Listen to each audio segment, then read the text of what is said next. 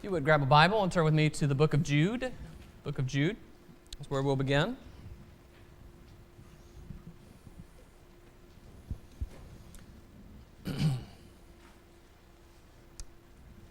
Good to see all of you this morning. It felt like a morning to sit on the stool, so I'm on the stool. I think the main reason is that the questions you guys ask hard questions. We're doing Q&A this morning, and these are hard, and so I guess maybe I'll be a good target for your tomatoes or whatever when I say something you don't want to hear about some of these questions that could possibly happen. I appreciate you being here this morning. Good to see we have visitors with us.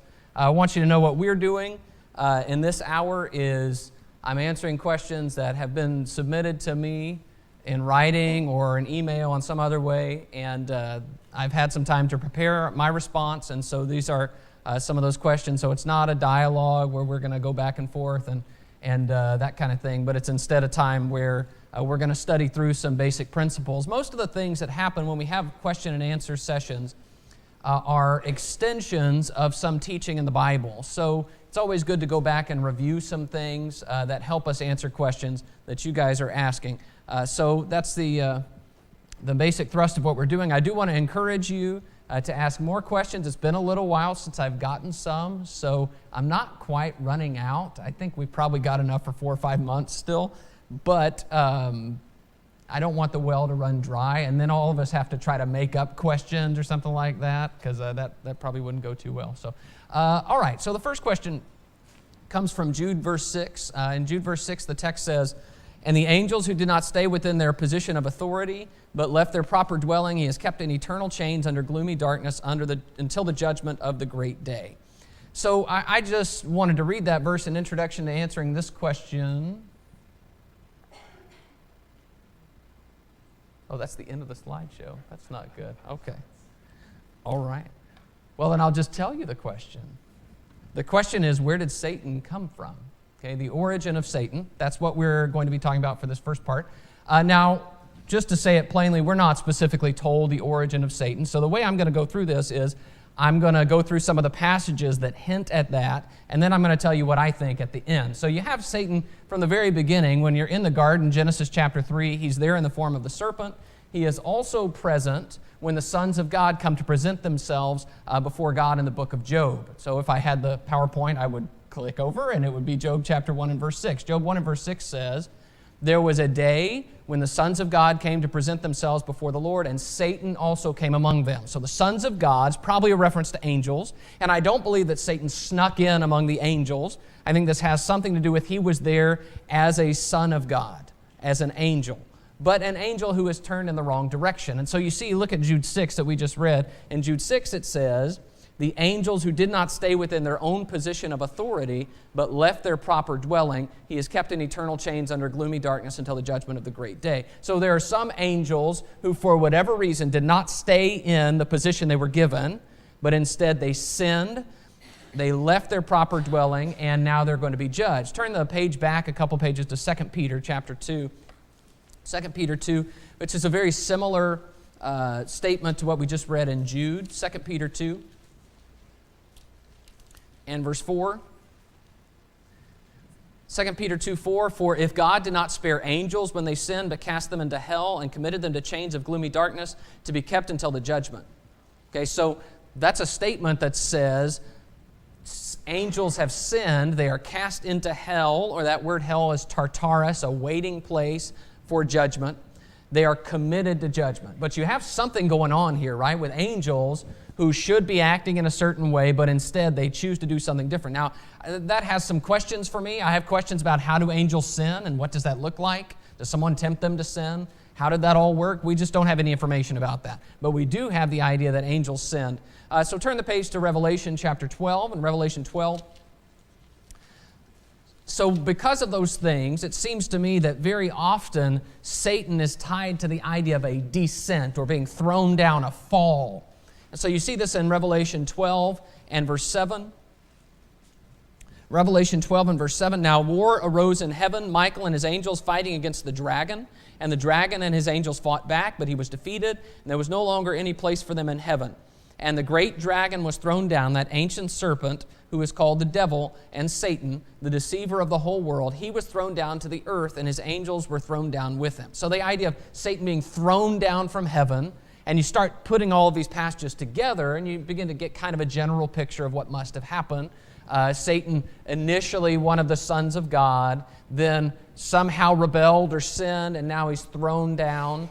Jesus also says, Luke chapter 10 and verse 18, I saw Satan fall like lightning from heaven. So the idea of a fall, that's not just, I slipped and fell, but I've been cast down, I've been removed from a certain place, becomes the descriptor of Satan. There are a couple of passages that show a similar fall in the prophets. You have one in the book of Ezekiel that's talking about the king of Tyre. You have one in the book of Isaiah that's talking about the king of Babylon. And they are prophecies that say you're up so high and you're going to fall. Okay? I always think about college football, okay, and the teams that are so great, and everybody says, I remember a few years ago, is USC the best team ever, and then USC can't even win the national championship that year, so they fall, okay? They come down, and they come crashing down, okay? So anytime something falls, you kind of have that picture in the back of your mind. Well, it's a lot like Satan, who was up so high, and he was cast down. So after his fall, Satan does have some authority or power. He is the prince of the world, or the prince of the power of the air. He's called in a couple of places in the New Testament. But, and this is the important point, if you don't learn anything else about Satan, learn this. Satan's power is decisively defeated by the resurrection of Jesus. Decisively. It is over. And now we're just sort of playing out the rest of the time until that is finally sort of consummated or finished. So I'll give you a few passages. We're not going to turn to them. If I had my board, I would put them on the board. John 12 and verse 31, Jesus says, now is the judgment of this world, now will the ruler of this world be cast out. 1 John 3 and verse 8, the reason the Son of God has appeared is to destroy the works of the devil. And Hebrews 2, 14 and 15, since therefore the children share in flesh and blood, he himself likewise partook of the same things, that through death he might destroy the one who has the power of death, that is the devil, and deliver all those who through fear of death were subject to lifelong slavery. Hebrews 2, 14 and 15. So, you get the idea. Jesus defeats Satan through his resurrection. So, what is the origin of Satan? I told you I was going to give you the evidence, and I'm going to tell you what I think. Here's what I think. I think that Satan is a created being, which means Satan would be created by God, created all things. My understanding, this is Jacob speaking, giving you my opinion in answer to this question, is that when God created the universe and created human beings, he wanted to create man with the moral ability to choose right and wrong, to choose good and evil, to choose to love him or to choose to hate him, choose to accept him or choose to reject him. So I'm not sure how that's true of angelic beings. I don't know. That's a realm I've never experienced. But they had to have the ability to sin, because it says in 2 Peter 2, angels sinned. So Satan didn't keep his proper domain, and he suffered as a result. And so now he offers others the opportunity to rebel against God and encourages them in that. And in fact, he seems to rule over them. So that's the origin of Satan. That's the best I can do. All right, question 2 is, what should a Christian consider regarding tattoos? We're going to talk about tattoos for a minute. You ready? All right, Leviticus chapter 19. Let's look in Leviticus 19.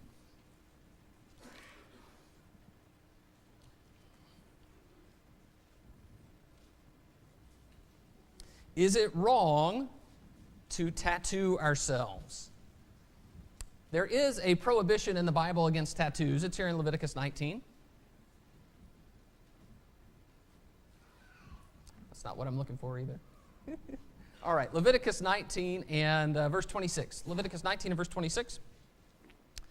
You shall not eat any flesh with the blood in it. You shall not interpret omens or tell fortunes. You shall not round off the hair on your temples or mar the edges of your beard. You shall not make any cuts on your body for the dead or tattoo yourselves. I am the Lord. So don't cut your body for the dead or tattoo yourselves. Now this seems to have something to do with the ancient mourning rites of the Canaanite tribes. So mourning meaning when somebody dies, and they would tattoo themselves, and they have these different, like verse 28, making cuts on the body. And scholars are divided as to what exactly that would mean. Sometimes they think that, they would have marks on their body and it would ward off the departed spirits and that kind of thing. But the point here is God is saying, don't be like them. Don't cut yourselves and tattoo yourselves the way they do for the dead. So there is a connection here between the tattooing, the marking of the body, and holiness. And even though tattoos are not mentioned again specifically, there is this connection with, for example, don't round off the hair, don't cut the edges of the beard, don't cut your body, don't make bald patches, and that's repeated in a couple of places. Under the law of Moses, there was expected to be no disfiguring of the body. That's something that the Canaanite tribes did. You remember in the scene where Elijah and the prophets of Baal are on Mount Carmel, and you remember they start cutting themselves, gashing themselves, and the blood poured out as they're trying to appeal to Baal. That was something they did, but God doesn't want his people to do that. Don't cut yourselves. The only kind of disfiguring of the body that God approves of in the Old Testament is circumcision. Circumcision as a sign of the covenant. But none of the things that the other Canaanites are doing. So I think sometimes we miss this, but there are actually some indications that maybe even the practice of phylacteries was originally the idea of tattooing. So phylacteries, are the little boxes that Jews would put either here on their forehead. Sometimes you still see them with certain Orthodox groups, or they would put them on different parts of their arms. And the reason for that is God says, this is Exodus 13:16, it shall be a mark on your hand or frontlets between your eyes, for by a strong hand the Lord brought us out of Egypt. Okay, and so we read that, and I think we just kind of read over it as sort of figurative language. But it's very easy to say, no, I want this on your head or on your hand. Okay, I want this on your body. And so they would take that, but they didn't want to mark their bodies, and so they would put it in little boxes and put scriptures inside it to remind them of what God had promised. So tattoos in the ancient world, we talked a little bit about the Canaanite tribes and things like that. But tattoos were common when you talked about slaves and when you talked about prisoners. Many slaves in the ancient world would have a mark tattooed on their foreheads that showed that they were slaves. Many criminals, depending on which culture you're talking about, criminals were sometimes tattooed with their charges. And so there are also some soldiers in the Roman army particularly that would have tattoos that indicated their allegiance to the Roman army. But usually the tattoo is associated with some kind of shame. Okay, you're a slave, you're a criminal. It's not the tattoo itself that's shameful, but it's what the tattoo means. I have been tattooed because I'm a slave, and no matter what happens to me, I'll always have that mark on me. I'll always be a slave. And so there is this might sound familiar to you. The Greek word for tattoo is the word stigma, which is a word we still use in English. And in English, stigma still means something shameful that people carry around, sort of like a mark that has some shame associated with it. So that word, stigma, is found one time in the New Testament. Let's look at it real quick. It's in Galatians chapter 6. Galatians 6.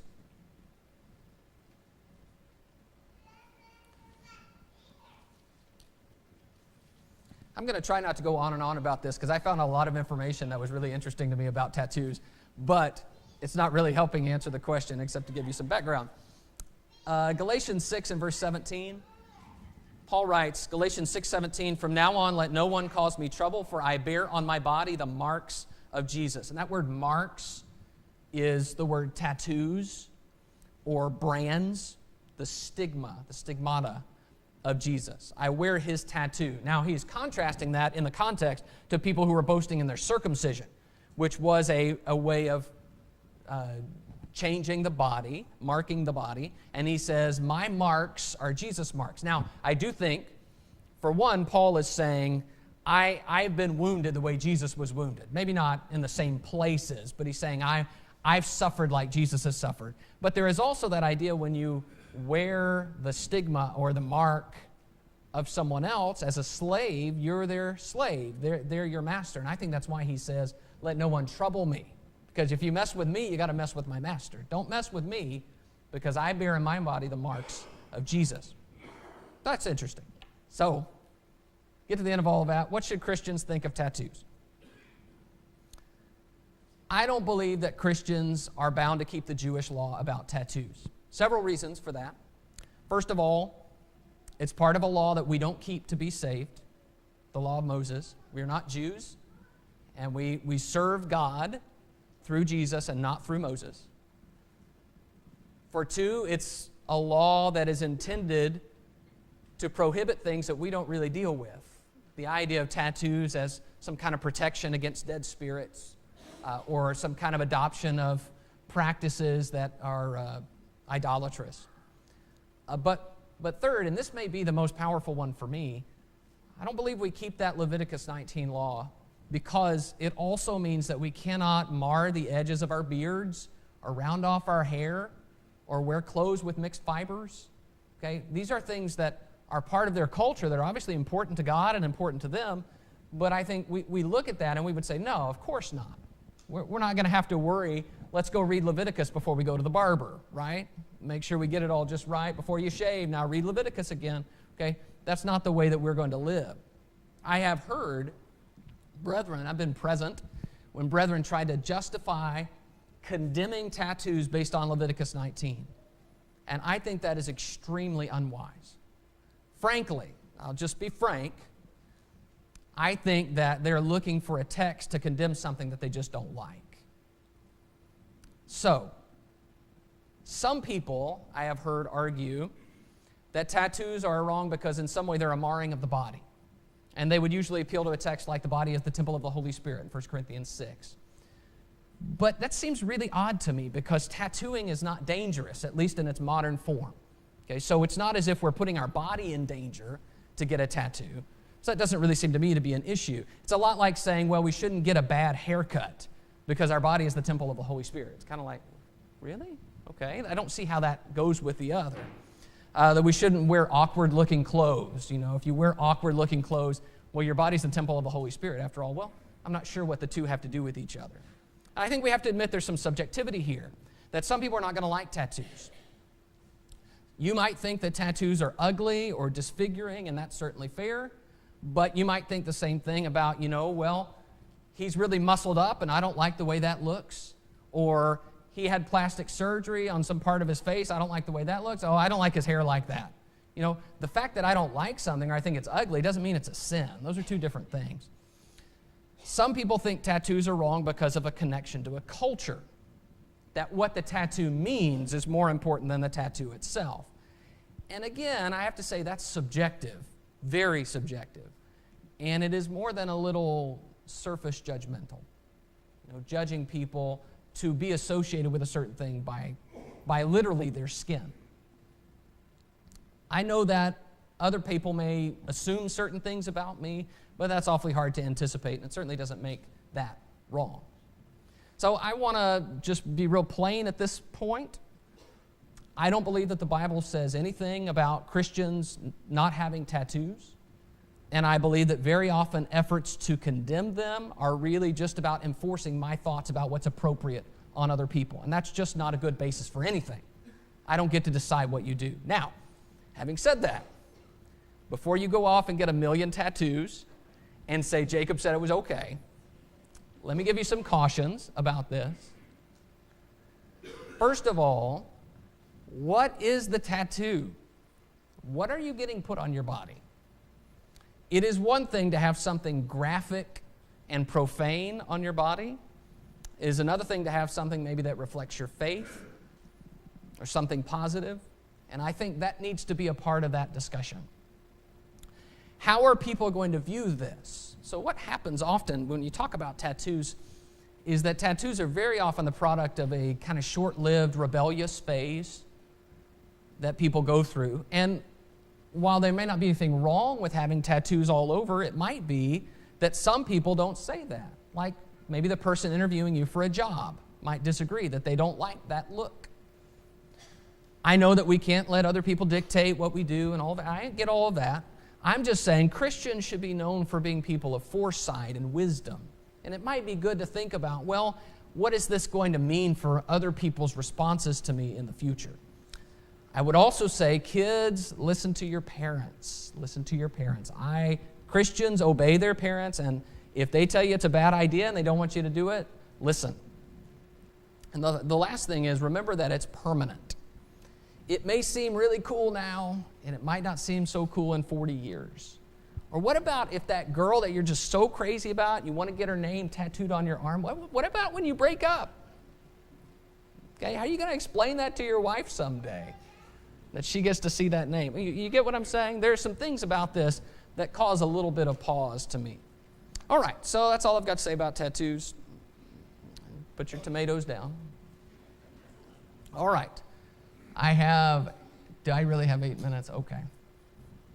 All right, so the third question I want to tackle is, what should a Christian consider concerning euphemisms? We're going to talk a little bit about euphemisms. Euphemisms are words that are substitutes for harder, more offensive words. Okay, so sort of soft forms of cuss words. So I want to do a little research. Let's go back to Leviticus for just a minute. Leviticus 24. I need to talk a little bit about the Bible's teaching on words and how we use them. Leviticus 24. Major concern about the words in the Bible is blasphemy. Blasphemy is speaking evil or speaking out of turn about God or about things that are holy, things that have to do with God. So Leviticus 24 is a good example of this. Leviticus 24, verse 10. Now an Israelite woman's son, whose father was an Egyptian, went out among the people of Israel, and the Israelite woman's son and a man of Israel fought in the camp, and the Israelite woman's son blasphemed the name and cursed. Then they brought him to Moses. His mother's name was Shelomith, the daughter of Dibri of the tribe of Dan, and they put him in custody till the will of the Lord should be clear to them. Then the Lord spoke to Moses, saying, Bring out of the camp the one who cursed. Let all who heard him lay their hands on his head, and let all the congregation stone him. And speak to the people of Israel, saying, Whoever curses his God shall bear his sin. Whoever blasphemes the name of the Lord shall surely be put to death. All the congregation shall stone him. The sojourner as well as the native, when he blasphemes the name, shall be put to death. So God's name is holy. You see, they're having a fight, and the guy basically exclaims the name of Jehovah. And that is entirely inappropriate. And so the man is put to death. God wants his name to be respected. His name is different from other words. And so that word blasphemy characterizes that esteem for the name of God. And that's a word that's used very commonly in the New Testament. When you see the word slander in the New Testament in our modern English versions, that is the word blasphemy. Now, it could be I'm blaspheming another person, but it also could be I'm speaking evil about God. Either one is condemned in the New Testament. But there is a concern about the way we are talking about people and God in a way that's inappropriate. That happens in the New Testament as well. Let's go to Ephesians chapter 4. Ephesians 4, a couple of places here, and I'll get more to the question.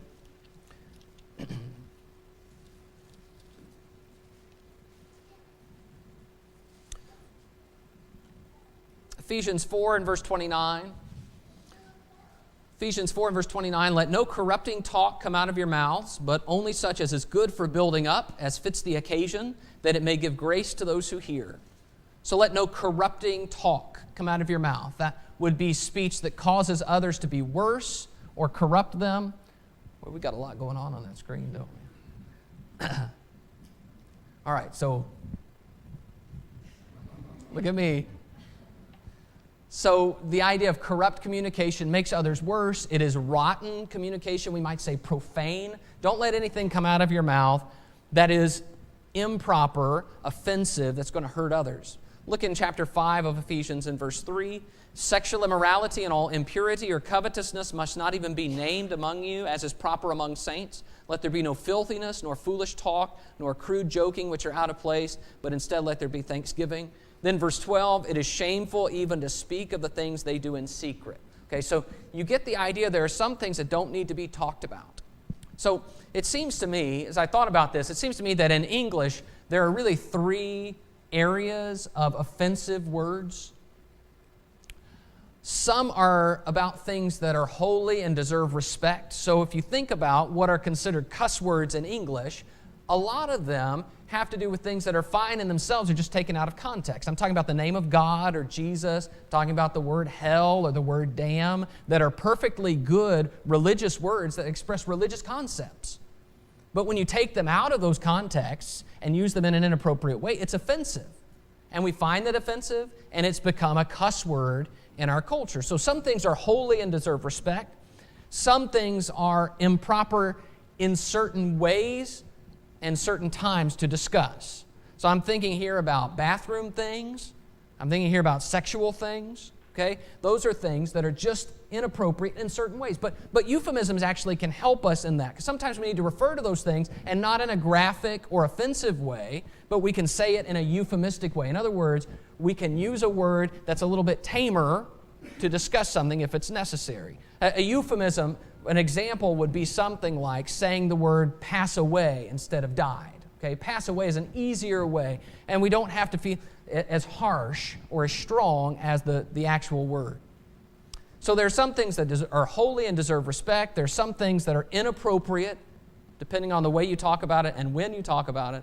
And then there are some things, the third category as I see it, some things are just intended to insult people. Okay, when we try to offend people and call them ugly names and say ugly things about them, a lot of those in English have to do with parentage. Some of them have to do with intelligence. This is a lot like when Jesus says, whoever says raka, empty head, stupid. Okay, those are things that are intended to offend, and there are varying degrees of that, aren't there, of how offensive something is based on how, crass the word is. So, you got all these areas in which you can use words in ways that are inappropriate. Usually the main problem, though, is we're just trying to offend people. I want to upset you. I want to call you a bad name. I want to express myself in a more vulgar way. But different things, and this is the difficulty when you talk about euphemisms, different things are offensive to different people. This is cultural, this is regional, and this is generational. Some people in certain parts of the country are offended by different things. Some people who come from different generations are offended by different things. And it's really hard to say, oh, well, here are the 5 things that offend everybody, okay, and which ones we can and can't say. So let's get to the bottom line with this. I've got 2 minutes. My opinion is that the euphemism debate can get really silly really quickly. Because where we begin by saying we shouldn't say these cuss words, and then we say, well, I'm not sure we should say G, because G or gee whiz sounds a lot like Jesus. Or we shouldn't say dang, because it sounds a lot. I think pretty quickly you can get to where there are almost no words that are not somehow connected tangentially to other more offensive words. There is no list in the Bible of words we can and cannot say. So there will always be some gray area with this. The question is not, is there a gray area? The question is, what do we do with gray areas? And so I want to give you what I believe are good guidelines for this.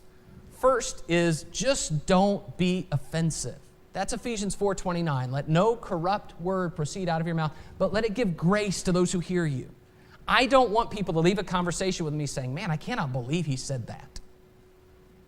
I don't want people to leave a conversation with me and saying, man, that Jacob, he just doesn't know how to control his mouth. I want to give grace to the hearers. So it's important to be aware of people's responses. You may offend people and not realize that that word would offend them. Watch people and watch their responses.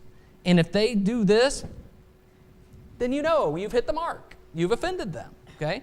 Just sometimes by our word choice. I've noticed this in preaching. There are words that I just will not use when I'm preaching. They are inappropriate. They do not belong there. And I can tell when in times past I have used words that I probably should have known better than to use. I can see it in people's faces. Be aware and don't be offensive, because it then will discount other things you say. And I want to say this, especially as I look at us as a group. As a group, we have a lot of generations, and I want us to be sensitive to generational differences. I have been alive long enough to see words that when I was a child were considered offensive now are accepted widely. But they're not accepted by the older generation. They still remember when that was offensive. So if you young people use those words in the presence of an older person, they're going to be offended. And then it goes the other way too. Sometimes older people use words that have gone long out of style and are much stronger or harsher, and so they offend the younger generation. Be aware of that. Be aware of how other people view what you're saying. So I don't get to tell you what words to use or not to use. I'm not your boss. I don't get to go around saying, no, that's a euphemism, it means this. That's not my job. But it's very different If you were to approach me and say, Jacob, you use this word, it bothers me, please don't use it again. I'm going to approach that very differently than if you say, this is wrong because of this and this and this. So the other thing, let me just say this one thing. I know I'm a little bit over.